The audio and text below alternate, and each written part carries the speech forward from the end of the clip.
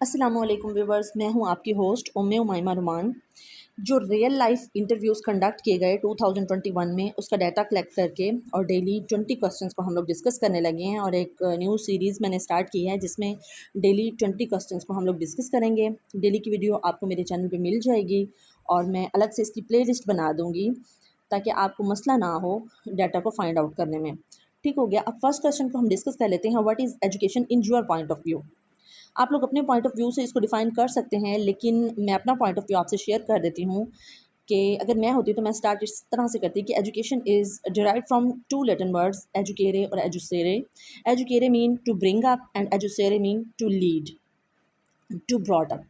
ठीक हो गया। इस तरह से एक पुरानी बुक में मुझे वर्ड मिला था ई एंड कैटम, तो मैं उसको भी ज़रूर एलैबोरेट करती। E stands for act and catum means teaching. So it means education is the act of teaching. Edu and catum भी हमें सम बुक्स में मिलता है, तो मैं इसको भी ऐड कर देती कि एजू एंड कैटम भी सम टाइम डिस्कस किया जाता है, तो वो मैं say that edu and catum means also act of teaching. फिर मैं इसकी छोटी सी डेफिनेशन अपने वर्ड्स में दे देती कि education is the way by which we acquire knowledge, experiences and skills. It helps to attain the suitable member of society. मतलब बिहेवियर को चेंज करने के लिए नॉलेज का होना या एजुकेशन का होना बहुत ज़रूरी है। ठीक हो गया। अब हम सेकंड क्वेश्चन को डिस्कस कर लेते हैं। What is NSQE for Pakistan? NSQE basically जो है स्टैंड करता है national standards for quality education के लिए। और ना सिर्फ national standard for quality education पे वर्क कर रहा है पाकिस्तान, बल्कि नेशनल स्टैंडर्ड्स फॉर असेसमेंट पर भी वर्क कर रहा है। इन्होंने नेशनल स्टैंडर्ड्स फॉर असेसमेंट का एक सिस्टम पाकिस्तान ने डेवलप करवाया है। जैसे जिसकी एक एग्जांपल मैं आपको अगर दूँ तो स्कूल एजुकेशन डिपार्टमेंट के लिए सेड के जो इदारे हैं, उन्होंने ऑनलाइन आइटम बैंक क्रिएट करवाया। और फिर हमने 5 क्लास के क्वेश्चंस लास्ट ईयर खुद ही कंडक्ट करवाए, खुद ही बनाए, खुद ही उनको जो है चेक किया और मार्क किया और फिर खुद ही उन पे सारा वर्क किया। इसका मकसद बेसिक ये था कि टीचर्स को या ऑल स्टेक होल्डर्स को इसमें इन्वॉल्व किया जाए। और फिर 2021 में जो हम लोगों ने पेपर्स लेने थे, वो 2022 में यानी कि मार्च में लेने थे, वो थोड़े से लेट हुए। और फिर उसमें हमने हर क्लास के जो क्वेश्चंस हैं, उस आइटम बैंक से हमने क्वेश्चन पेपर खुद बनाया, फिर उसको प्रिंट आउट करवाया और उसके बाद हमने उसको जो स्टैंडर्ड्स होते हैं उनके मुताबिक चेक करके और फिर हमने रिपोर्ट भेजी स्कूल एजुकेशन डिपार्टमेंट को। ठीक हो गया। तो ये इसकी बेस्ट एग्जांपल हो सकती है असेसमेंट सिस्टम की। और अगर हम बात करें national standards for quality education in Pakistan, तो ये बेसिकली 5 हैं। यूनेस्को ने भी 5 दिए थे, लेकिन पाकिस्तान जिन पर वर्क कर रहा है वो भी 5 हैं। थोड़ा सा इनमें डिफरेंस है क्योंकि हर कंट्री जो है अपनी ज़रूरत के मुताबिक उनको इस्तेमाल कर रहा है। तो पाकिस्तान ने ये देखा कि हमें किस चीज़ में बेटरमेंट लाने की ज़रूरत है, तो पाकिस्तान ने ये 5 जो मेन पॉइंट्स डिस्कस किए क्वालिटी एजुकेशन के हवाले से, वो है standards for learning environment, standards for content या curriculum, standards for learner, standards for process of learning and standards for outcomes. यानी कि असेसमेंट के सिस्टम के लिए भी इन्होंने स्टैंडर्ड्स मुतारिफ करवाए। कुछ लोग इसमें टीचर के स्टैंडर्ड्स ऐड कर लेते हैं, वो टीचिंग के एक्ट के लिए हैं, वो इसमें इंक्लूड नहीं होते। अब हम थर्ड क्वेश्चन को देख लेते हैं। How many standards are discussed, how many in Pakistan for quality education? तो अब क्वेश्चन 2 में मैंने जो आपको आंसर डिटेल में दिया, उसमें से आपको क्वेश्चन 3 का आंसर भी ऑटोमेटिकली आप ड्राइव कर सकते हैं। अब क्वेश्चन नंबर 4 को देखते हैं। Why we select you? अब देखें, ये तो हर बंदा जो है ना अपनी क्वालिटीज़ के हिसाब से इसका आंसर देगा। एक छोटी सी मैं एग्जांपल आपको दे सकती हूँ। आप कह सकते हैं कि I am an enthusiastic, I am energetic, I always feel ready to accept new challenges. As you know, teaching is the demands of pragmatic approach to meet the new trends. So I feel I am a specific person that should be selected because I have a pragmatic approach. ठीक हो गया। बाकी इसको आप अपने हवाले से किसी तरह भी डिस्कस कर सकते हैं कि मतलब आपको जो फ़िलॉसफ़ी पसंद है आप उसका नाम ले सकते हैं। आप में अगर साइकोलॉजी के अप्रोच ज़्यादा मौजूद है तो आप उसका नाम ले सकते हैं। अगर specifically as a teacher, as a lecturer आप में कोई और क्वालिटीज़ आपको लगती हैं कि वो मौजूद हैं, तो आप उनका नाम बता सकते हैं और आप उनको ये बावर करवा सकते हैं कि you are the right candidate for this seat. अब हम देख लेते हैं क्वेश्चन नंबर 5 को। What are classroom problems in your school? कि आपके स्कूल में क्लासरूम प्रॉब्लम्स क्या हैं। अब हर बंदे के स्कूल में डिफरेंट प्रॉब्लम्स उसको फेस करनी पड़ती हैं। जो मेरे माइंड में आई वो मैं आप लोगों से डिस्कस कर लेती हूँ कि यूनिफॉर्मिटी नहीं है स्कूल लेवल पे, जो फ़िरका वारानियत है इसकी वजह से बहुत ज़्यादा इम्पेक्ट पड़ता है, और ड्रॉप आउट रेशियो पे भी इसका बहुत फ़र्क पड़ता है। सुन्नी शिया वाले प्रॉब्लम्स की वजह से बहुत ज़्यादा आप लोगों को पता है प्रॉब्लम क्रिएट हो जाता है कुछ एरियाज़ में। एक और पॉइंट, आउटडेटेड एवी एड्स हैं, मतलब बजट जो है वो एजुकेशन के लिए बहुत कम है और हमारे पास इतना वसाइल नहीं है कि हम अच्छी एवी एड्स का जो है हसूल मुमकिन बना सकें। और करिकुलम जो एसेंसी है वो एविएट्स मांगता है, वो लॉट्स ऑफ टाइम मांगता है, और उसके साथ मीटअप करने के लिए हमें एविएट्स की ज़रूरत पड़ती है, तो फिर क्लासरूम लेवल पे हमें इसकी वजह से प्रॉब्लम्स आती हैं। अच्छा, और ट्रेनिंग्स जो हैं उसका लेके है बहुत ज़्यादा ट्रेनिंग अब तो टीचर्स की करवाई जा रही हैं, लेकिन पूरे स्टाफ की नहीं होती। जो बंदा लेकर आता है ज़ाहिर है ट्रेनिंग करके आता है, तो वो जब कैस्केडिंग करता है अपने स्कूल में, तो वो ज़ाहिर है उस तरह से तो नहीं ना नॉलेज डिलीवर कर सकता है जिस तरह से एक एक्सपर्ट बंदा करता है। तो इस वजह से ट्रेन्ड फैकल्टी का लेक होने की वजह से या उसकी कमी होने की वजह से भी क्लासरूम में टीचर्स को प्रॉब्लम्स का सामना करना पड़ सकता है। और दूसरा जो है टीचर्स ख़ुद भी बहुत ज़्यादा इस चीज़ पे वर्क नहीं करते कि हमने लेक्चर डिलीवर करना है तो हम उसको प्रिपेयर करके जाएँ। अक्सर ऐसा होता है कि at the pinch of time lecture को देख लिया जाता है, टॉपिक को देख लिया जाता है और फिर उसको डिस्कस कर दिया जाता है क्लासरूम में, लेकिन हम इंटरव्यू में इस पॉइंट को डिस्कस तो नहीं कर सकते ना। फिर ड्रॉप आउट का आप दे सकते हैं, लो बजट की बात कर सकते हैं आप लोग, स्टूडेंट्स की एब्सेंस की के हवाले से आप डिस्कस कर सकते हैं, और फिर वो जो मॉनिटरिंग के हवाले से MEA स्कूल्स में आते हैं तो ज़ाहिर है वो भी टाइम कंज्यूम करते हैं। स्पेशली प्राइमरी स्कूल्स में बहुत ज़्यादा इस चीज़ का मसला होता है। जो प्राइमरी स्कूल्स टीचर्स हैं वो इस टॉपिक को भी डिस्कस कर सकती हैं कि जब कोई भी अथॉरिटी मॉनिटरिंग के लिए आती है या ऐसे ही स्कूल के विज़िट के लिए ही आ जाती है, तो फिर ज़ाहिर है टाइम वेस्ट हो जाता है स्टूडेंट्स का, क्योंकि एक ही बंदा होता है, वो एज़ ए क्लर्क भी वर्क कर रहा होता है, वो एज़ ए हेड टीचर भी वर्क कर रहा होता है, वो एज़ ए टीचर भी वर्क कर रहा होता है। तो अगर वो एक साइड पे इन्वॉल्व होगा तो दूसरी साइड पे ज़ाहिर है लर्निंग की तरफ फोकस करना उसके लिए ईजी नहीं रहेगा। तो फिर इस तरह की प्रॉब्लम्स जो हैं वो फेस करनी पड़ जाती हैं हमें डेली लाइफ में क्लासरूम लेवल पे। तो जो आप लोगों की प्रॉब्लम्स हो आप वो डिस्कस कर सकते हैं। अब हम क्वेश्चन नंबर 6 को देख लेते हैं। What is teaching? Which philosophy you use for teaching your students? अब पहले तो आप टीचिंग की डेफिनेशन बता देंगे कि teaching is a process of transmitting knowledge from N experienced member of society towards the inexperienced member of society. फिर आप कह सकती हैं कि मेरी प्रैग्मेटिक अप्रोच है, या आप ये भी कह सकती हैं कि टीचिंग एक ऐसा प्रोसेस है जिसमें डिफरेंट टॉपिक्स के लिए डिफरेंट अप्रोचेस की ज़रूरत पड़ सकती है। अब मैं ये तो नहीं कह सकती ना कि जस्ट मैं प्रैग्मेटिक फ़िलॉसफी पे ही वर्क करके सारा अपना जो आउटपुट है वो अटेन कर लूँगी, ऐसा तो नहीं होता ना।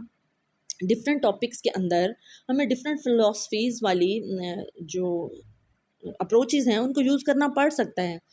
तो आप कहेंगी कि एज़ अ लेक्चरर या एज़ अ टीचर मैं इस चीज़ पे फ़ोकस करूँगी कि उस वक्त मेरी ज़रूरत क्या है, उस लेक्चर के अकॉर्डिंग या जो कंटेंट मैं डिलीवर करने जा रही हूँ अपने स्टूडेंट्स के सामने, उसके लिए कौन सी फ़िलॉसफी ज़्यादा सूटेबल है, तो मैं वही यूज़ करूँगी। ठीक हो गया। उसके बाद हम बात कर लेते हैं ड्रॉप आउट की। अब ड्रॉप आउट असल में है क्या? ड्रॉप आउट जो है एक टर्म है जो स्पेसिफिकली यूज़ की जाती है उन स्टूडेंट्स के लिए जो स्कूल को छोड़ देते हैं किसी भी स्पेसिफिक पर्पज़ के लिए। अब इस क्वेश्चन का नेक्स्ट पार्ट है, how you will decrease drop out. फिर आपको इसमें सजेशंस देनी पड़ेंगी कि आप ड्रॉप आउट को कैसे ख़त्म कर सकते हैं। तो उसके लिए आपका बैलेंस्ड आंसर ये होना चाहिए कि सबसे पहले तो मैं स्टूडेंट्स की एक प्रोफाइल से जाके कंसल्ट करूँगी कि मेरे स्टूडेंट्स किस वजह से ड्रॉप आउट कर रहे हैं, मतलब मेरी क्लास का ड्रॉप आउट की बेसिक वजह क्या है। अगर तो मेरे स्टूडेंट्स का स्टडी में इंटरेस्ट नहीं है तो मैं रीइंफोर्समेंट यूज़ करूँगी। अगर रीइंफोर्समेंट से मतलब पॉजिटिव रीइंफोर्समेंट से मुझे रिजल्ट्स नहीं मिल रहे तो फिर मैं नेगेटिव रीइंफोर्समेंट की तरफ जाऊँगी। मैं पनिशमेंट को अवॉइड करूँगी, मैं अपने बिहेवियर को बेटर करूँगी। ठीक हो गया।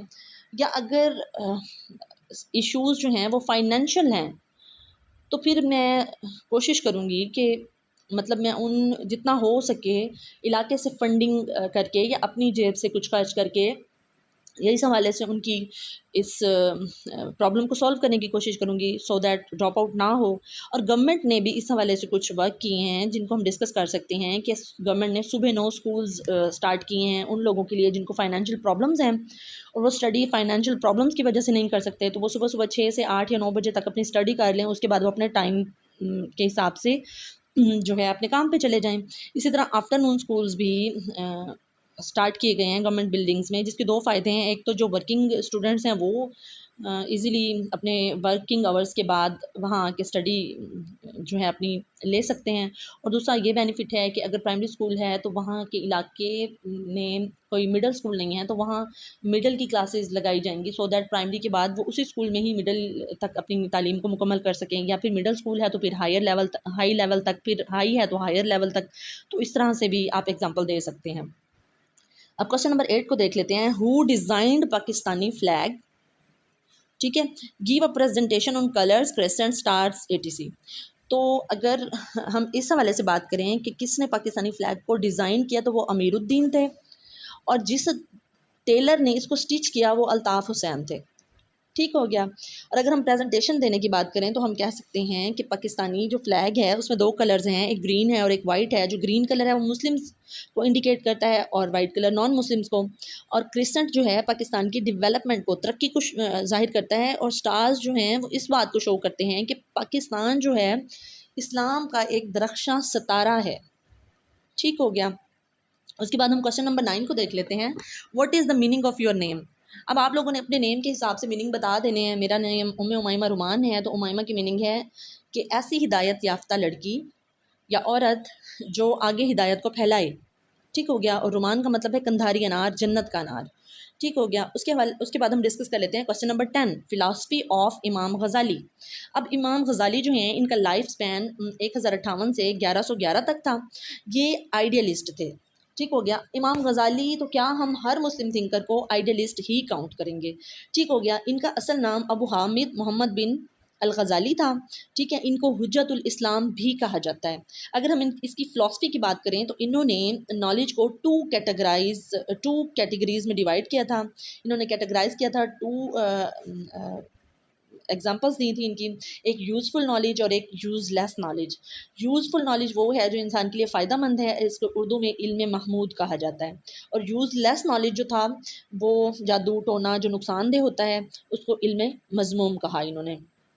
ठीक हो गया। फिर फर्दर इन्होंने यूज़फुल नॉलेज को डिफ़ाइन किया फ़र्ज़ कफ़ाया एंड फ़र्ज़ आइन में। ठीक है। और इन्होंने कहा कि reasoning is the sixth sense. अब जितनी भी एडिशनल इन्फॉर्मेशन मैंने आपको दी हैं वो आप देना चाहें तो आपकी मर्ज़ी, अगर आप नहीं देना चाहते तो it's totally up to you. आप जस्ट उनकी फ़िलासफ़ी को डिस्कस कर दें कि वो आइडियलिस्ट थे, वो सिंगल गॉड पे बिलीव करते थे। ठीक हो गया। वो कहते थे कि reasoning is the sixth sense. और इन्होंने एक बहुत फेमस बुक लिखी थी, revival of the religious spirit.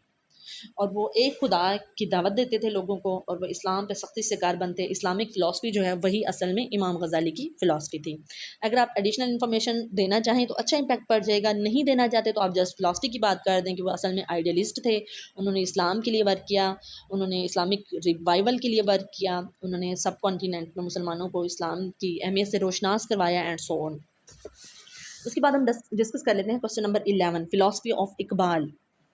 तो इसमें भी अगर आप एडिशनल इन्फॉर्मेशन देना चाहें तो आपकी मर्ज़ी, अगर आप नहीं देना चाहते तो आप जस्ट उनकी फ़िलासफ़ी पे बात कर लें।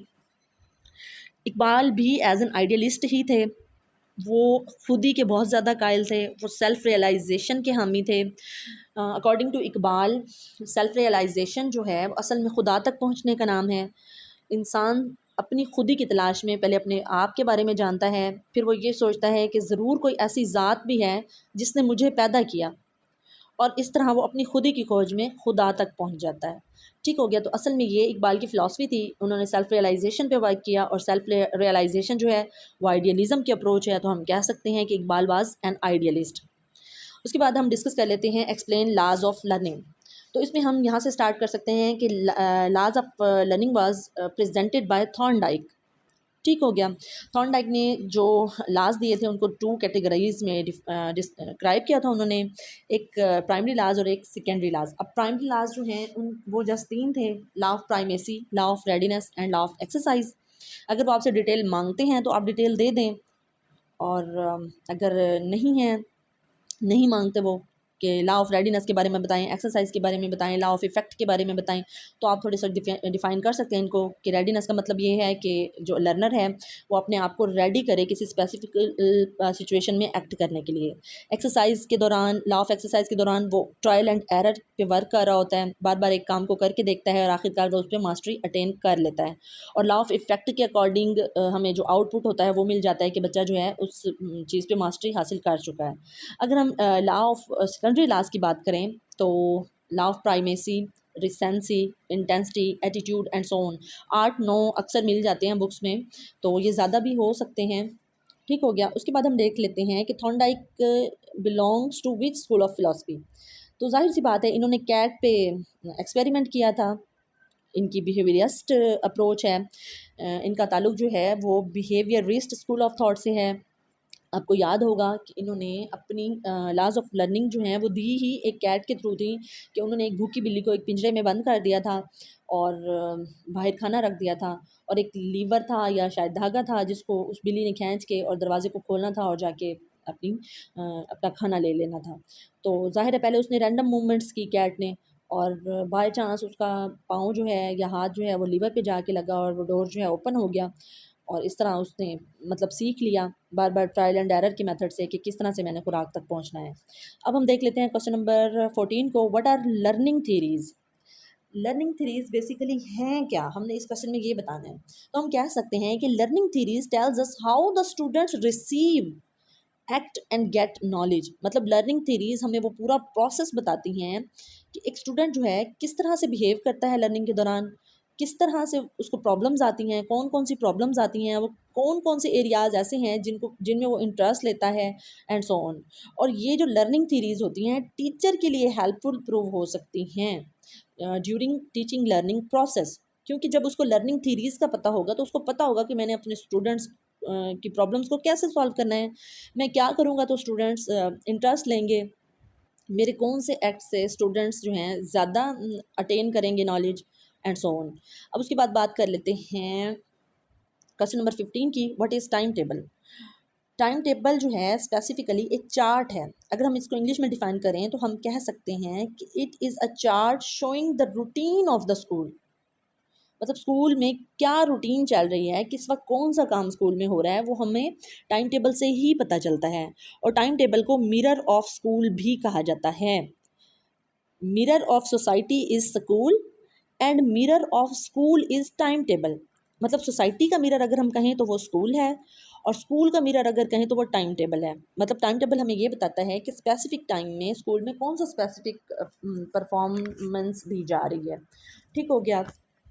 उसके बाद हम कर लेते हैं बात क्वेश्चन नंबर 16 पे, विच साइकोलॉजिस्ट डाइड रिसेंटली। तो 2021 में ही डेथ हुई है बेंडोरा की। ठीक हो गया, जिन्होंने बोबोडोल एक्सपेरिमेंट दिया था। उसके बाद हम बात कर लेते हैं क्वेश्चन नंबर 17 की, व्हाट इज़ वहदतुल वजूद एंड वहदतुल शहूद। वहदतुल वजूद का जो कंसेप्ट है ये असल में दिया है इब्नुल अरबी ने। इब्नुल अरबी जो थे ये 11वीं और 12वीं सदी में थे, और लोग ये समझते हैं कि शायद ये अकबर के दौर में थे। अकबर का दौर हुकूमत तो 16वीं सेंचुरी में है, 16वीं सदी में है। इब्नुल अरबी तो 11वीं और 12वीं सदी के सोफिस्ट हैं, ये बहुत ही मशहूर शख्सियत हैं। ठीक हो गया। तो जो लोग ये समझते हैं कि ये बादशाह अकबर के दौर में इन्होंने दी थी ना थीरी वहदतुल वजूद वाली, तो वो गलत हैं। असल में ये थीरी 11वीं और 12वीं सेंचुरी की है, इब्नुल अरबी ने ये दी थी, लेकिन अकबर के दौर में इसको यूज़ किया जाने लगा दीन इलाही को प्रमोट करने के लिए। असल में वजह ये थी कि जो इब्नुल अरबी थे उन्होंने अपनी सरमस्ती में ये आइडिया दिया था कि हर चीज़ जो है वो खुदा के वजूद का हिस्सा है। मतलब अल्लाह ताला ने अपने वजूद का अक्स डाल दिया है हर चीज़ पर जो उसने बनाई है। ठीक हो गया। और लेकिन इसका मेन जो पर्पस था वो ये था कि हमारी पूजने वाली ज़ात, जिसको हमें पूजना चाहिए, जिसकी हमें इबादत करनी चाहिए, वो सिर्फ़ एक ही है। ठीक हो गया। क्योंकि वो मुस्लिम थे तो वो अल्लाह की ज़ात को प्रेफरेंस देते थे। ठीक हो गया।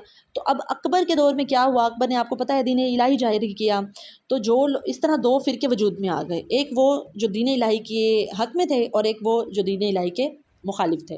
अब जो लोग दीन इलाही की साइड पे वर्क कर रहे थे ना, जो दीन इलाही के हक़ में थे, उन्होंने वाहदतुल वजूद को बुनियाद बना के एग्जांपल्स देनी शुरू कर दी कि भाई आपके तो इतने बड़े सोफिस्ट ने ये बात की है कि हर चीज़ खुदा के वजूद का हिस्सा है, तो हम अगर दरख्तों की पूजा करते हैं या हम पत्थर से एक भगवान बनाते हैं और उसकी पूजा करते हैं, तो फिर वो तो खुदा की ज़ात का हिस्सा है ना। तो फिर इसका मतलब तो यही है, हम खुदा को पूज रहे हैं, तो आप क्यों दीन इलाही के बारे में इस तरह की बातें करते हैं, मतलब आप क्यों उसके अगेंस्ट हैं। तो फिर इसके नतीजे में मुजद्दिद अली फ़सानी साहब ने वहदतुश्शहूद की थ्योरी पेश की थी, और इन दोनों को फ़िलासफ़ी का दर्जा हासिल हो गया था, दोनों कॉन्सेप्ट्स को, वहदतुल वजूद और वहदतुश्शहूद को। अब वहदतुश्शहूद के हिसाब से मुजद्दिद अली फ़सानी, जिनको शेख अहमद सरहिंदी भी जिनका नाम है, उन्होंने ये कंसेप्ट दिया कि नहीं, हर चीज़ खुदा की ज़ात का हिस्सा नहीं है। हर चीज़, हर स्पेसिफ़िक फ़िनोमिना खुदा की ज़ात की शहादत दे रही है। ये कह रही है कि हाँ, कोई ना कोई ऐसी चीज़ है, कोई ना कोई ऐसी हस्ती है जिसने हमें बनाया है। ठीक हो गया। और उस दौर में वादतुल तो शहूद के हवाले से वर्क करने वाले एक बहुत नेक बुज़ुर्ग थे, उनको उनको शहीद भी कर दिया गया था दीन इलाही इजरा करने वाले अकबर के हाथों। मतलब उन्होंने उनकी शहादत का मतलब हुक्म जारी कर दिया था। ठीक हो गया। उसके बाद हम डिस्कस कर लेते हैं फ़र्स्ट कॉन्स्टिट्यूशन ऑफ पाकिस्तान। जो फ़र्स्ट कॉन्स्टिट्यूशन ऑफ पाकिस्तान था, वो 9 जनवरी 1956 को प्रेजेंट किया गया था चौधरी मोहम्मद अली के दौर में। वो उस वक्त प्राइम मिनिस्टर थे पाकिस्तान के, और असम्बली में पेश किया गया 9 जनवरी को, और ये बिल पास हुआ 29 फरवरी को, और 2 मार्च को आवाम के सामने इस कॉन्स्टिट्यूशन को रख दिया गया। कॉन्स्टिट्यूशन को जो है 2 मार्च को अवाम के सामने रख दिया गया। अब इसके जो थे 234 आर्टिकल्स थे, 6 शेड्यूल्स थे इसके, और 3 पार्ट्स थे इसके। ठीक हो गया। अगर आप ये इन्फॉर्मेशन देना चाहें इंटरव्यू में तो वेल एंड गुड, अगर नहीं देना चाहते तो आप जस्ट यही कह सकते हैं कि 1956 में चौधरी मोहम्मद अली के दौर में इसको प्रेजेंट किया गया। ठीक हो गया। उसके बाद हम बात कर लेते हैं क्वेश्चन नंबर 19 की, what are strengths of SNC in your point of view. अगर स्ट्रेंथ्स की बात करें तो हम कह सकते हैं कि इस एसएनसी में जो है इक्वालिटी है, बेशक वो प्राइवेट सेक्टर है या गवर्नमेंट सेक्टर है। उसके अलावा हम बात कर सकते हैं कि एजुकेशन ऑफ जेंडर डिस्क्रिमिनेशन को जो है इरेडिकेट कर दिया गया है इसमें। उसके अलावा हम कह सकते हैं कि इसमें बेस्ट मटेरियल है। चौथा पॉइंट हम कह सकते हैं कि नेशनल यूनिटी को इसमें प्रमोट किया गया है। 5th नंबर पे हम कह सकते हैं कि कुरान एंड सुन्ना पे बहुत ज़्यादा फोकस किया गया है।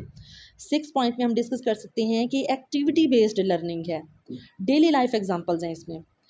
7th पॉइंट हम डिस्कस कर सकते हैं कि हेल्पफुल है to achieve sustainable development goal 4, जो कि एजुकेशन के हिसाब से है। उसके बाद 8th पॉइंट पे हम डिस्कस कर सकते हैं कि ये जो करिकुलम है, इसने रूरल एरियाज़ को भी मद्दे मुकाबिल ला के खड़ा कर दिया है बड़े सिटीज़ के, जहाँ अच्छी फैसिलिटीज़ हैं। उसके बाद हम क्वेश्चन नंबर 20 को डिस्कस कर लेते हैं, जिसमें उन्होंने एसएनसी की डिफिशेंसीज़ के हवाले से हमसे पूछा है। तो इसमें हम डिफरेंट पॉइंट बना लेते हैं कि ये स्ट्रेट जैकेट है चेंज के लिए, तो फिर इंडिविजुअल डिफरेंसेस पे फोकस नहीं किया गया। कि चेंज लाने की बात तो की गई है, लेकिन जो फ्लोरिश्ड एरियाज़ हैं और जो बैकवर्ड एरियाज़ हैं, इनको इकट्ठा कर दिया गया है। तो बैकवर्ड एरियाज़ के जो स्टूडेंट्स हैं वो इसके साथ कोप नहीं कर सकते, और इसमें इतनी गुंजाइश मौजूद नहीं है कि अगर अगर इसमें न्यू चेंजेस लाई जाएं, तो एक न्यू डिज़ाइन क्रिएट किया जाए, तो इस तरह की इनोवेशंस नहीं की जा सकती। इसको एक हतमी शक्ल दे दी गई है, और इसका स्ट्रक्चर जो है वो इतना हाईली स्ट्रक्चर्ड अप्रोच है इसकी, कि जो बैकवर्ड एरियाज़ के स्टूडेंट्स हैं वो कोप करने के काबिल नहीं हैं। ठीक हो गया। और ये स्लो लर्नर्स के लिए फ़िट नहीं है। इसमें इतना मटेरियल डाल दिया गया है कि स्लो लर्नर्स इसके साथ कोप करने के काबिल नहीं है।